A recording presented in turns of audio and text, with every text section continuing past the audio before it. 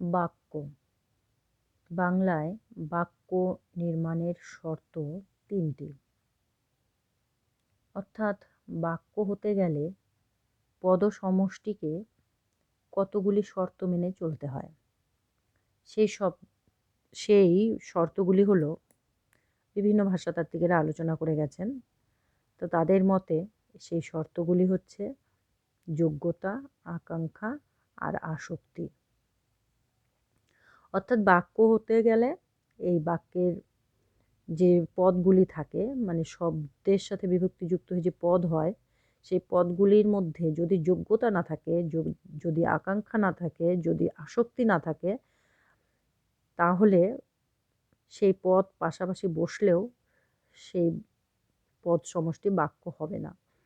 অর্থাৎ বাক্য হতে গেলে বাক্যে ব্যবহৃত যত পদ ব্যবহৃত হয় সবগুলি পদকেই যোগ্যতা বা আকাঙ্ক্ষা আর আসক্তি এই ৩টি শর্ত মেনে ব্যবহার করে বাক্যকে তৈরি করতে হয়। তো প্রথমেই আমি বলছি বাক্যের যোগ্যতা কাকে বলে। বাক্যের মধ্যে থাকা পদ বা পদসমষ্টির সঙ্গত অর্থ ও ভাব প্রকাশ করাকে বলা হয় বাক্যের যোগ্যতা। অর্থাৎ বাক্যের অন্তর্গত পদসমূহের পারস্পরিক অর্থগত ও ভাবগত সঙ্গতিকেই বলা হয় যোগ্যতা।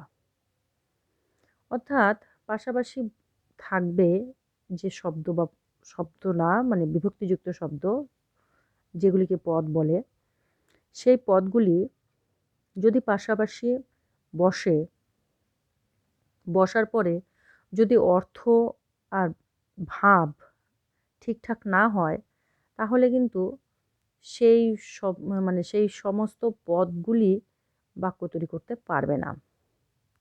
এখানে একটা উদাহরণ হিসেবে দেখানো হয়েছে ভারতের দক্ষিণে আছে হিমালয়। আমরা কিন্তু জানি ভারতের উত্তর দিকে হিমালয় আছে। এখানে যে কথাটা আমি বলবো, যে সঠিক অর্থ থাকতে হবে সেই পদগুলির মধ্যে। আমাদের জেনে নিতে হবে, ক্লিয়ারলি জানতে হবে এক কথায় যে যে বাক্যে ব্যবহৃত যে পদগুলি সেগুলি কি সঠিক বসেছে কিনা। এখানে কর্তা কর্ম ক্রিয়া পাশাপাশি বসলেও কিন্তু এখানে হিমালয় কখনো দক্ষিণে না, এটা জানতে হবে। হিমালয় সবসময় উত্তরে আছে, এটা আমরা জানি। যারা না জানি তাহলে তারা ভেবে নিতে পারে যে বাক্যটা ঠিক, কিন্তু এটা ঠিক না। অর্থাৎ যে পদগুলি ব্যবহার করা হবে সেই ব্যবহৃত পদগুলি কিন্তু অবশ্যই আমাদেরকে বুঝে নিতে হবে যে তা সত্যিকারের সেই পদগুলি সত্যিকারে সঠিকভাবে ব্যবহার করা হয়েছে কিনা। এই এখানে ভারতের দক্ষিণে দাঁড়িয়ে আছে হিমালয়, এটাকে যদি আমি বিশ্লেষণ করি আর বুঝিয়ে দিই যে কেন এটা যোগ্যতা নেই।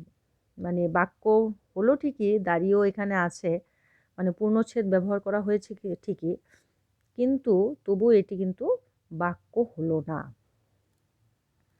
এখানে কর্মকর্তা ক্রিয়াপদের বিন্যাস সমস্ত কিছুই গঠনের দিক থেকে ঠিক আছে, কিন্তু তাকে বাক্য অবশ্যই বলা যাবে না। কারণ এই পদ সমষ্টির মধ্যে যে অর্থ প্রকাশ হচ্ছে আমাদের মধ্যে, তা সন্দেহ জাগায়। অর্থাৎ এটা সঠিক না সেটা আমরা বুঝে যাই।